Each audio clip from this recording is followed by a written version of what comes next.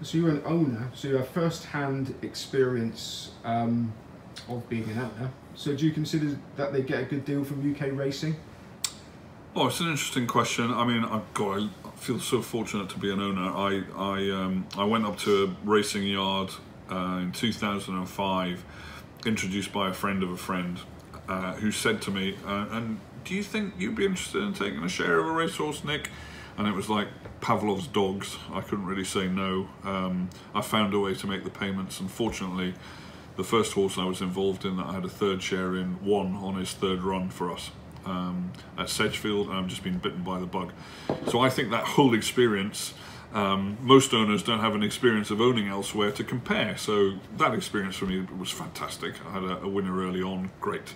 And the whole feeling of being part of a stables, part of the racing industry, fantastic. I think we're improving on the experience, but obviously the returns to racehorse owners here are considerably lower than in other countries where there are, well, frankly, where there are much better returns from betting, I hate to say. In France, where there's almost a monopoly on betting through the state-run operator, which invests a heck of a lot of its money back into racing, and in Ireland, where 1% of turnover is taken on all betting activity, not just horse racing, they can afford to fund the sport better than the central funding in Britain. So at the moment, if you own an average horse in Britain, you can expect 8 pence in the pound cost recovery from your outlay. We think with the additional prize money going to a record level this year of £160 million, with an extra 16 million being injected at middle and lower levels, we think that number might improve to 12 or 13 pence. So, you know, it is an improvement. But, you know, it's a luxury purchase getting involved in a racehorse, even if you've only got a fraction of a horse, and people can buy in for as little as £20 a month in some syndicates and take part in this. And I think that's a fantastic way to try it out. And if you're fortunate enough to be able to afford more, yeah, I think you get a great deal from British racing in terms of the prestige, the involvement and the buzz you can get from it. Do you feel that the British horse racing pays enough attention to what goes on at the exchanges, especially at lower grade meetings? And do you feel that heavy laying of horses near the off and a consequential misbreak or uncompetitive run should be investigated as seriously and publicly as misdemeanours actually on the course? Well, the answer to your second question is yes. We have a close link with Betfair already, and many of the we have a data link on an anonymised basis where we can see patterns of behaviour, and we work closely with them to identify issues. Could we do more in terms of investigating the apparently more minor issues? Yes, I think we can. I think we recognise that.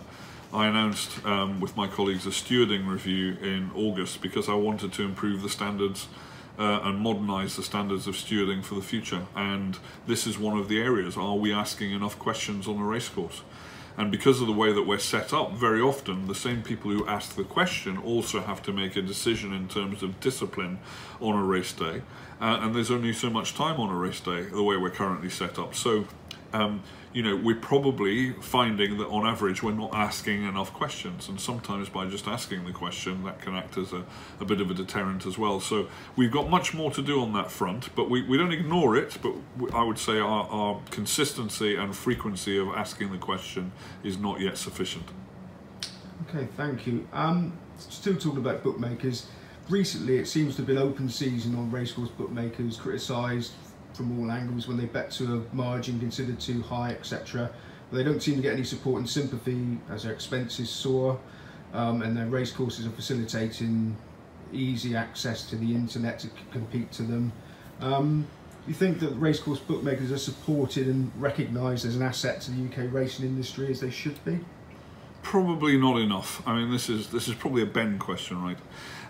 They're probably not enough. I think, you know, it's difficult to sort of present a case that gives sympathy from a consumer point of view to betting to 160% when you can use your mobile phone and bet to 6 or 7%. It's hard to sort of argue for that. However, you know, I think that racecourse bookmakers offer a service. They offer a service to the betting industry as well, by returning SPs and providing shows of betting and so on, which we need. And perhaps it's a case of looking at that relationship again and seeing how they are, if you like, remunerated on the way through. Traditionally, the ring was so strong and there was no opportunity to bet off course that, well, frankly, bookmakers were clamouring to pay their way and you know, were very competitive. Now things have changed, the nature of the market's changed, and we need to look and see what tomorrow's betting ring looks like. And then we've got the other contentious issue at the moment, the anomaly of the jockeys' whip rules. I mean, a jockey can break the rules, win a top race by a short head, and get fined and banned, but the horse keeps the race and the connections in the back as profit. Surely the horse race is the only sport where it's okay to break the rules and still win. Well, I mean, the last bit's often said, but of course you can break the rules in football, get sent off, and your team still plays. And there are other examples like that. This is a very tricky one. Generally speaking, the whip rules are very, very well adhered to. We have, however, in our very top races, we have a higher proportion relative to the number of races of those rides being above the limit, the so-called ride at all costs. We had Richard Johnson in the Gold Cup with Native River. He struck the horse 13 times. Now that's well over our limit.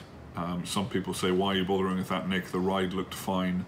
And is Richard a serial offender? No. Did he get carried away with it? Yes. Is it acceptable? No. But how do we deter that? So he already got a 7-day ban for that and a £6,500 fine. We could jack those up and look to deter even more. What I will not sanction, because I don't think it's right, is many people are saying, well, disqualify the horse. Well, I put it to you this way. Imagine it wasn't the Gold Cup. Imagine it was, I don't know, Catterick on a Wednesday afternoon for a £5,000 race. And there'd been some interesting betting activity, perhaps well masked, that a particular horse was not going to win. And the horse was a form favourite. And the jockey thinks, well, I'll hit it 12 times because I know I'm going to get disqualified. We could not have a rule where it would be so easy to get a horse beaten that you simply had to hit the horse more often and count beyond a certain number.